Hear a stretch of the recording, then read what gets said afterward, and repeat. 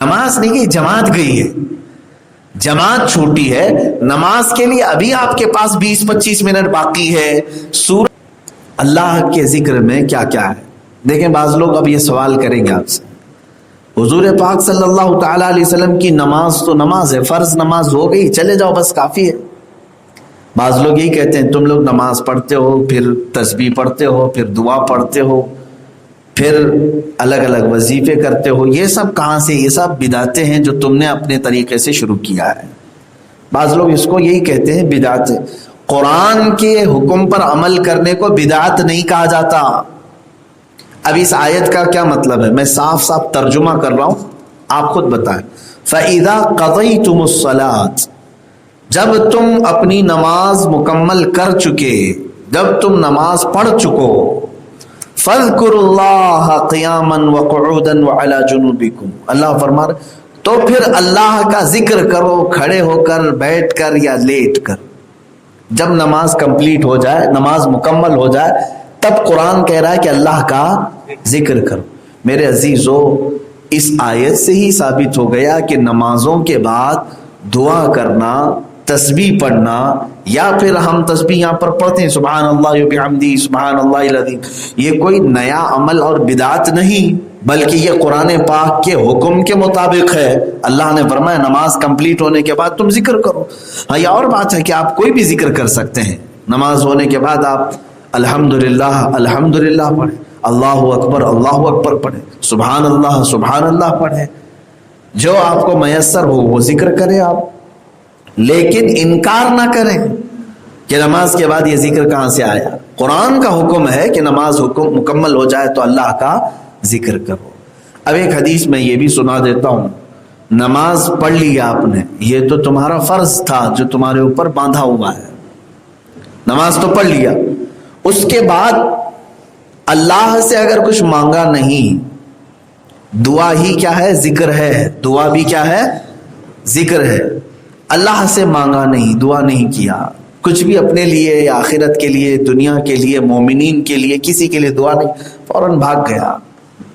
فرمایا گیا کہ اللہ تبارک و تعالیٰ اس بندے سے ناراض ہوتا ہے جو اس کے گھر میں آیا اور اس سے کچھ سوال نہیں کیا، مانگا نہیں.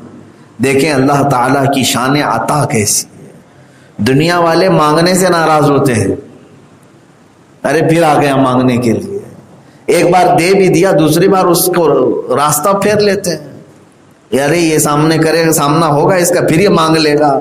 مانگنے والے سے تو دنیا منہ پھیر لیتی ہے، اور وہ رحمان ہے، نہ مانگنے پر ناراض ہو رہا. نہیں مانگو گے اللہ سے تو وہ ناراض ہے.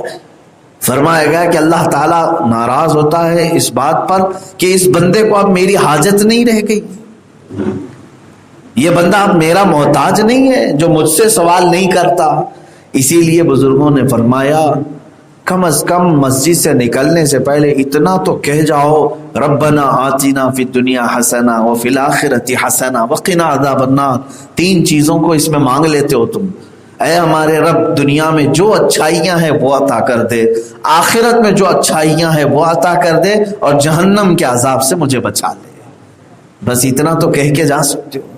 یہ تمہارا سوال ہے اللہ کی بارگاہ میں، اور اسی کو ذکر کہا گیا ہے. یہ کیا ہے؟ الدعاء هو الذکر، دعا ہی ذکر ہے. بہرحال اب یہاں پر اللہ تبارک و تعالیٰ نے فرمایا پھر جب تم مطمئن ہو جاؤ تو نماز قائم کرو. بے شک نماز مومنین پر وقت باندھا ہوا فرض ہے. وقت باندھا ہوا فرض یہاں پر کیوں کہا گیا؟ وقت باندھا ہوا فرض ہے، اس کا مطلب ہے کہ ایسا نہیں ہے کہ تمہارے اوپر 5 نمازیں فرض کیا ہے اللہ نے، 1 گھنٹے میں پوری 5 نمازیں پڑھ کے چلے گئے اور پھر پورا دن چھٹی ہو گئی. ایسا تو نہیں، بلکہ ہر نماز کا ایک وقت متعین ہے، اسی وقت میں وہ نماز پڑھو گے تو ادا ہوگی. آپ ایسا تو نہیں کرتے نا، دن بھر کا کھانا صبح کھا کر کے نکل جاتے ہو، ناشتہ بھی، دوپہر کا بھی، رات کا بھی، اور اگر لمبا جانا ہے تو کل کا بھی کھا کے نکل گئے. ایسا تو نہیں ہے. اپنے اپنے اوقات پر جب آپ کی ضرورت ہے اسی اعتبار سے آپ کھاتے. ایسا بھی تو آپ زندگی میں نہیں کرتے آگے میرا 4 دن کا سفر ہے، آج ہی پورا سو لیتا ہوں باقی 3 دن جاگوں گا. سو بھی لوگے تو پھر بھی اپنے وقت پر نیند آنی ہے. تو انسان کی زندگی کو دستوراً اس طرح سے بنایا گیا ہے کہ وہ اپنے اپنے اوقات پر ہی ان چیزوں کا تقاضا کرتی ہے، بلا تشبیہ و بلا تمثیل۔ نماز اللہ تبارک و تعالیٰ کی طرف سے باندھے ہوئے وقت پر فرض ہے، جب وہ وقت آئے گا تبھی فرض ہے۔ مثال کے طور پر ابھی آپ کے اوپر فجر کی نماز فرض نہیں، آپ یہ نہیں سمجھ لینا کہ آپ یہاں سے فجر کی چھٹی دے دی، ابھی فرض نہیں ہو آپ کے اوپر۔ جیسے ہی صبح صادق شروع ہوئی، صبح صادق کا وقت شروع ہوا، تو آپ سب کے اوپر، میرے اوپر فجر کی نماز فرض ہو گئی۔ یعنی مثال کے طور پر آج رات میں اگر ہم میں سے کسی کا انتقال ہوا تو ہم سے یہ فجر کے بارے میں سوال نہیں کیا جائے گا کہ تو وہ فجر کی نماز کیوں چھوڑ کے آیا، کیوں؟ اس لیے کہ وہ ابھی ہمارے اوپر فرض ہوئی نہیں۔ وقت جیسے ہی داخل ہوگا نماز فرض ہو جائے گی۔ تو اسی لیے قرآن میں کہا گیا ہے کہ باندھا ہوا وقت، یعنی یہ نماز جو ہے وقت باندھا ہوا فرض ہے، معین وقت پر فرض ہے۔ اب ہر ایک کا وقت کیا ہے اس کی تحقیق مسلمانوں کو ہونا چاہیے۔ ہر مسلمان یہ تمام چیزیں، مسائل ضروری ہیں وہ سیکھ لے۔ نمازوں کے اوقات، اب تو سب آلہ جات آ گئے، مشینیں آ گئی، گھڑیاں آ گئیں، تقویم ہے، کیلنڈر ہے، ان تمام چیزوں سے وہ اپنے نمازوں کے اوقات معلوم کر رہا ہے۔ پھر بھی قانون اسے معلوم ہونا چاہیے۔ قانون کیا ہے؟ فجر کی نماز کا وقت کب شروع ہوتا ہے، کب ختم ہوتا ہے، یہ اسے معلوم ہو۔ ظہر کی نماز کا وقت کب شروع ہوتا ہے، کب ختم ہوتا ہے، یہ اسے معلوم ہو۔ عصر کی نماز کا وقت کب شروع ہوتا ہے، کب ختم ہوتا ہے، یہ بھی اسے معلوم۔ اسی طرح مغرب و عشاء بھی۔ میں اوقات جو مسجدوں میں لگائے جاتے ہیں یہ تو جماعت کے اعتبار سے کہ سارے لوگوں کو جو وقت آسان ہو مسجدوں میں ان اوقات میں نماز پڑھائی جاتی ہے۔ ظاہر سی بات ہے عشاء کی نماز ابھی ہم 8:20 پر ادا کر رہے ہیں، تو اس کا مطلب یہ نہیں ہے کہ 8:20 پہ ہی عشاء فرض ہو رہی ہے، بلکہ عشاء کا وقت اس سے پہلے ہی شروع ہو رہا ہے۔ کیلنڈر میں دیکھیں گے تو غالباً 7:45 یا 7:46 پہ شروع ہو رہا ہے، یہی آس پاس ہوگا تقریباً۔ شروع وہاں سے ہو رہا ہے، اور ہم اپنی سہولت کے اعتبار سے مسجدوں میں، ہر مسجد میں مقتدیوں کی سہولت کے اعتبار سے جماعت کا اہتمام کیا جاتا ہے، لیکن مسلمان کو یہ معلوم ہونا چاہیے کہ کس وقت یہ نماز کا وقت کب شروع ہو رہا ہے اور کب ختم ہو رہا ہے۔ فجر کی نماز کا وقت شروع ہوتا ہے صبح صادق سے۔ اب یہ ہے کیا صبح صادق؟ آسمان پہ ایک سفیدی ظاہر ہوتی ہے، یعنی صبح کے وقت، صبح جیسی ہو رہی ہوتی ہے، جو آسمان کا اندھیرا ہے، کالا پن ہے، وہ ختم ہوتا ہے، اور اس کے بعد ایک سفیدی ظاہر ہوتی ہے۔ اس سفیدی کے ظاہر ہوتے ہی اس کو کہا گیا ہے یہ صبح صادق ہے، صبح صادق۔ یہاں سے فجر کی نماز کا وقت شروع ہو جاتا ہے، اور ختم کب ہوتا ہے؟ جیسے سورج طلوع ہوا، اس کی کرنیں جیسے نظر آئیں، فجر کا وقت ختم ہو گیا۔ اب آپ کو اس زمانے کی سہولت کے اعتبار سے کیلنڈر یا تقویم بنا دی گئی ہیں، اور اس میں ٹائم ٹیبل لکھ دیا جاتا ہے۔ پھر بھی اگر یہ کیلنڈر نہ ہو، تقویم نہ ہو، تو ظاہر سی بات ہے اسلام کیلنڈر اور تقویم سے نہیں بلکہ فارمولے ہیں، قوانین ہیں، ان قوانین پر چلتا ہے۔ ظہر کا وقت کب؟ ظہر کا وقت شروع ہوتا ہے سورج ڈھلنے کے بعد، جس کو کہتے ہیں زوال آفتاب۔ زوال کا ایک ٹائم ہوتا ہے، یعنی بیچوں بیچ وقت جو ہوگا دن کا، وہ ڈھل جانے کے بعد ظہر کا وقت شروع ہوتا ہے۔ اب اس کو بیچوں بیچ کیسے آپ سمجھیں گے؟ جیسے مثال کے طور پر آج سورج صبح 7 بجے طلوع ہو گیا، فار ایگزامپل بولو، ویسے تو سورج کی طلوع ہونے کا ٹائم الگ ہوگا۔ 7 بجے اگر سورج نکلا اور شام میں 6 بجے سورج ڈوب گیا، کل دن کے کتنے گھنٹے ہوئے ہیں؟ کتنے گھنٹے ہوئے؟ 11 گھنٹے کا دن ہوا۔ صبح 7 بجے سے لے کر شام کے 6 بجے تک 11 گھنٹے کا دن ہوا۔ 11 کا برابر آدھا کریں گے کتنا ہوتا ہے؟ 5.5 گھنٹے۔ 11 کا آدھا کتنا ہوتا ہے؟ 5.5. تو 7 بجے سے لے کر 5.5 گھنٹے آپ گن لیجئے. 8, 9, 10, 11, 12, 12.5. تو 12.5 کیا ہو گیا؟ برابر دن کا آدھا ہو گیا، یعنی 5.5 گھنٹے برابر. تو دن کا جو بالکل نصف ہے، آدھا ہے، یہاں سے زوال شروع ہوتا ہے. یہ کیا کہتے ہیں اس کو؟ سورج ڈھلنے کا وقت. بالکل نصف النہار، یعنی بالکل سورج درمیان میں آ گیا، دن کا برابر آدھا، مڈ ڈے جس کو کہتے ہیں. اب یہاں زوال شروع ہوا. زوال کے اوقات الگ الگ معین ہے، کبھی وہ 20 منٹ کا، کبھی اس سے آگے پیچھے کا، کم کا. یہ وقت جیسے ہی ختم ہوا تو فوراً ظہر کا وقت شروع ہو جاتا ہے. ظہر کا وقت کب تک رہتا ہے؟ ظاہر سی بات ہے آپ تو یہی کہیں گے عصر شروع ہونے سے پہلے. عصر شروع ہونے سے پہلے. عصر شروع کب ہوتی ہے؟ تب پھر جواب دینا پڑے گا. اس کا ایک طریقہ ہے کہ سورج کی دھوپ میں آپ اگر کوئی ایک لکڑی یا چھوٹی سی کاڑی رکھیں اور اس کا سایہ دیکھیں کتنا پڑ رہا ہے. 4 انچ کی ایک لکڑی لیا آپ نے، 6 انچ کی لیا آپ نے، کوئی بھی لے لیں، 4 انچ کی ہو یا 6 انچ کی ہو، جتنی بھی لے لیں. جب زمین پر آپ نے اس کو رکھا تو اس کا سایہ دیکھا کتنا ہو رہا ہے.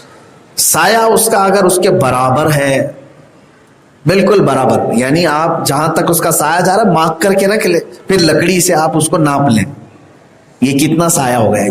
4 انچ کا سایہ اگر 8 انچ ہو گیا ہے، 4 انچ کا سایہ اگر 12 انچ ہو گیا ہے، یہ دیکھنا ہے آپ. تو اب یہاں اختلاف ہے امام شافعی کا اور ہمارے امام اعظم ابو حنیفہ کا. اس کا اصلی سایہ تو 4 انچ کا رہے گا. اصلی سایہ کتنا ہے؟ 4 انچ کی لکڑی کا سایہ اصلی 4 انچ. اس کو چھوڑ کر کے، یا اصلی سایہ کو چھوڑ کر کے اگر اور 4 انچ ہو گیا، یعنی کل ٹوٹل کتنا ہو گیا سایہ؟ 8 انچ کا ہو گیا. تو امام شافعی کے نزدیک وہاں سے عصر کی نماز شروع ہو گئی. اور امام اعظم کے نزدیک 12 انچ کا ہو جائے، یعنی سائے اصلی کو چھوڑ کر کے 2 سائے اور ہو جائیں، ڈبل ہو جائے، تب پھر کیا ہوگا؟ ہمارے نزدیک عصر کا وقت شروع ہوا. اسی لیے آپ دیکھیں شافعی عصر جلدی ہو جاتی ہے، حنفی عصر تھوڑی تاخیر سے ہوتی ہے، لیٹ ہوتی ہے. یہ اماموں کے درمیان حدیث پاک کو ہی لے کر کے، کیونکہ حدیث پاک میں ہے سائے اصلی کے علاوہ 2 سائے ہو جائیں. ہر چیز کا سایہ جب 2 ہو جائے تو عصر کا وقت شروع ہوگا. حدیث میں ہے ہر چیز کا سایہ جب 2 ہو جائے، ڈبل ہو جائے. تو امام اعظم نے فرمایا وہ اس کا اصلی چھوڑ کے 2 ہو. امام شافعی نے فرمایا نہیں، اس کا اصلی ملا کے 2 ہو. تو یہاں پر دونوں امام اپنے اپنے اجتہاد پر صحیح ہے. شافعی اس پر عمل کرے، حنفی اس پر عمل کرے. بہرحال کب تک رہتا ہے عصر کا وقت؟ سورج ڈوبنے تک رہتا ہے. مغرب کے وقت تک عصر کا وقت رہتا ہے. یعنی سورج ڈوبنے میں ابھی 4 منٹ باقی ہیں، 5 منٹ باقی ہیں، تب بھی تمہاری عصر اگر باقی ہے تو پڑھ لو، نماز آپ کی ہو جائے گی، ادا نماز ہوگی. جان بوجھ کر کے تاخیر کرنا گناہ ہے، کسی بھی نماز مکروہ ہے. لیکن ٹائم ہے آپ کے پاس، سورج ڈوبنے سے پہلے 2 منٹ بھی باقی ہیں، عصر پڑھ سکتے ہو، پڑھ لو. اس وقت تک آپ کے لیے عصر کا وقت باقی ہے جب تک سورج ڈوب نہ جائے. اور جیسے ہی سورج ڈوبا مغرب کا وقت شروع ہوا. مغرب کا وقت فوراً سورج ڈوبنے کے بعد سے شروع ہوتا ہے. اب یہ کب تک رہتا ہے؟ عشاء کا وقت آنے تک رہتا ہے. عشاء کا وقت کیسے آتا ہے؟ اس کے لیے بھی آسمان دیکھنا پڑتا ہے. جب آسمان میں سورج ڈوبنے کے بعد 2 طرح کے اجالے آتے ہیں. ایک لال سورج کی سرخی، لال پن رہتا ہے آسمان میں، یا یلو پن، پیلا پن رہتا ہے. یہ جب ڈوب جائے اس کو شفق احمر کہتے ہیں. لال سرخی یہ ختم ہو جائے اور اس کے بعد پھر سفیدی آتی ہے آسمان پر، وہ بھی تھوڑی دیر تک رہتی ہے. سفیدی بھی ختم ہو گئی، اجالا پن بھی ختم ہو گیا، تب عشاء کا وقت شروع ہوتا ہے. اب یہ ٹائم موسم کے اعتبار سے الگ الگ ہے، ٹھنڈیوں میں الگ، گرمیوں میں الگ، بارش میں الگ ہوتا ہے. اسی لیے تقویم میں الگ الگ ٹائم لکھے جاتے ہیں. زیادہ سے زیادہ مغرب کا وقت 1.5 گھنٹہ ہوتا ہے، 1 گھنٹہ 35 منٹ، 1 گھنٹہ 40 منٹ تک، اور کم سے کم اس کی مقدار ہے۔ اب یہ مسائل شرعیہ ہے، کبھی اگر مسائل کی بات آئے گی تو انشاءاللہ العزیز اس کو عرض کریں گے۔ یہ تفسیر کے حوالے سے آیت نمازوں کے اوقات کے بارے میں آئی، اس لیے میں نے یہ عرض کیا ہے۔ عشاء کا وقت وہاں سے شروع ہوتا ہے۔ یہاں پر بھی ہمارے امام اعظم ابو حنیفہ اور امام شافعی رحمۃ اللہ علیہ کا اختلاف ہے، باقی سب نمازوں میں نہیں۔ ظہر کے معاملے میں ہے، عصر کے معاملے میں ہے، مغرب کے معاملے میں، اور عشاء کے بھی سمجھ لو۔ فجر کا سب کا اتفاق ہے، فجر صبح صادق کو شروع ہوگی، سورج نکلنے کے بعد، سورج نکلنے سے پہلے ختم ہو جائے۔ ظہر کے شروع ہونے کے بارے میں کسی کا اختلاف نہیں، زوال کے بعد شروع ہو جائے گا، امام شافعی کے نزدیک بھی، ہمارے نزدیک۔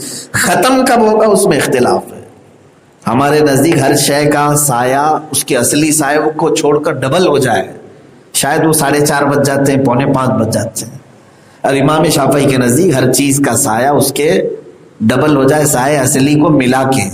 ان کا ظہر کا وقت ختم ہوا، عصر شروع۔ عصر کے وقت کے شروع ہونے میں اختلاف ہے لیکن ختم ہونے میں اختلاف نہیں۔ سورج ڈوبا تو امام شافعی کے نزدیک بھی عصر کا وقت ختم ہو گیا، امام اعظم کے نزدیک بھی عصر کا وقت ختم ہو۔ مغرب کے شروع ہونے میں بھی کسی کا اختلاف نہیں، سورج ڈوبنے کے فوراً بعد مغرب سب کے نزدیک شروع ہو گئی، چاروں اماموں کے نزدیک۔ لیکن مغرب ختم کب ہوتی ہے اس پہ اختلاف۔ یہ جو لال پن رہے گا آسمان کے اندر، اس کو شفق احمر کہتے ہیں، یہ غائب ہو گیا تو امام شافعی کے نزدیک مغرب کا وقت ختم ہو گیا۔ ان کے ہاں مغرب کا وقت بہت شارٹ ہوتا ہے، بہت شارٹ ہے، آدھا گھنٹہ ہوگا، آدھا گھنٹہ، پونا گھنٹہ بھی نہیں ہوگا، شفق احمر غائب ہو گئی۔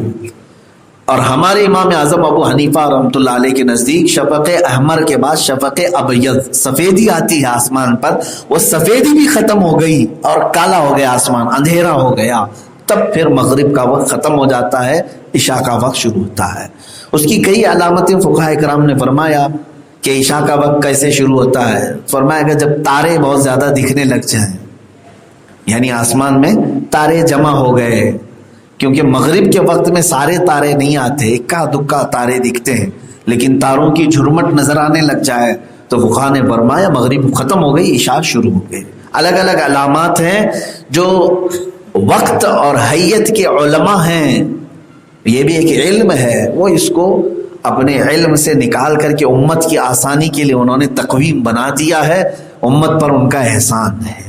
ظاہر سی بات ہے اگر آپ کوئی فارمولے دے کر کے بھیج دیں تو ہر کوئی لکڑیاں لے کر کے گھومتا رہے، ظہر کب شروع ہو رہی ہے، کب ختم ہو رہی ہے۔ علماء کا اس بات پر احسان ہے کہ انہوں نے پورے سال بھر کے اوقات نکال کر کے رکھ دیا۔ اب آپ یہ پوچھیں گے وہ علماء کو کیسے معلوم کہ روز سورج کب نکل رہا ہے، کب ڈوب رہا ہے؟ میرے عزیزو، نظام قدرت پورا اپنے وقت کے ساتھ چل رہا ہے، وقت کے ساتھ چل رہا ہے۔ ہر شہر کو دیکھا جائے گا، یہ ایک علم ہے، علم حیت اور علم توقیت۔ علم توقیت میں یہ دیکھا جاتا ہے شہر سطح سمندر سے کتنی اوپری پر ہے، یہ ایک علم ہے۔ وہ تو آپ کو کمپیوٹر میں بھی مل جائے گا، انٹرنیٹ میں بھی مل جائے گا کہ لینتھ شہر کی دیکھی جائے، لیٹیٹیوڈ اس کو کہا جاتا ہے، اور پھر اس طول البلد، اس کو عربی میں کہتے ہیں عرض البلد، شہر کی چوڑائی اور لمبائی کتنی ہے اور یہ سطح سمندر سے کتنی اوپر پر ہے، سمندر کی سطح سے کتنے اوپر پر آتا ہے۔ یہ جب معلوم ہو جاتا ہے تو پھر اس کا حساب لگایا جاتا ہے کہ اس شہر میں سورج کب نکلے گا، کب ڈوبے گا، وہ پورے سال بھر کا متعین ہو جاتا ہے۔ اب وہ کیلنڈر بنا کر تمہارے پاس رکھا جاتا ہے۔ اسی لیے تو آج کوئی سورج دیکھ کر کے افطار کرتا کہاں ہے، کارڈ دیکھ کر کے افطار کرتے ہیں، کارڈ دیکھتے ہیں یا پھر بانگی صاحب کی آواز پہ افطار کرتے ہیں سارے لوگ۔ ظاہر سی بات ہے ہر ایک کا اس طرح سے فارمولے پر عمل کرنا مشکل ہے۔ آپ سارے لوگ سورج کو دیکھیں، ہو سکتا ہے کبھی کنفیوز ہو جائے، لگے کہ سورج ڈوب گیا لیکن ڈوبا ہی نہیں تھا، ابھی روزہ ٹوٹ جائے گا اگر سورج ڈوبنے سے پہلے افطار کر لیا۔ ایسا ہوتا ہے. تو اس لیے علماء کرام نے یہ علم توقیت کے حساب سے تقویم بنا دیا, کیلنڈر بنا دیا. تو آپ سب مسلمانوں پر بھی یہ ضروری ہے کہ وہ اپنے نمازوں کے اوقات, اپنے روزے سحری کے اوقات ان تقویموں سے برابر کر لیں. کبھی ایسا ہوتا ہے کہ فجر میں آپ غفلت میں رہ گئے, سوئے اور اچانک اٹھے, نماز ہو چکی تھی, مسجد میں جماعت ہو گئی تھی, اب آپ کو معلوم نہیں ہے. جماعت چھوڑتے ہی آدمی یہ سمجھتا ہے شاید میری نماز قضا ہو گئی. ایسا نہیں, سورج کب نکل رہا ہے یہ معلوم ہونا چاہیے. جماعت تو 6:35 کی ہو گئی آج, مثال کے طور پر 6:35 پہ نماز کھڑی, جماعت قائم ہوئی اور 45 پہ ختم ہو گئی. آپ اٹھے تو یہاں سلام ہو رہا تھا, آپ نے سوچا میری نماز گئی. نماز نہیں گئی, جماعت گئی ہے. جماعت چھوٹی ہے. نماز کے لیے ابھی آپ کے پاس 20-25 منٹ باقی ہے.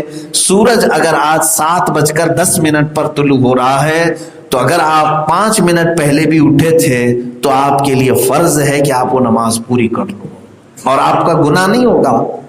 آپ کی نماز قبول ہوگی, ادا ہی مانی جائے گی, یہ نہیں کہ قضا کیا. جماعت چھوٹ جانا الگ ہے, نماز کا چھوٹنا الگ ہے.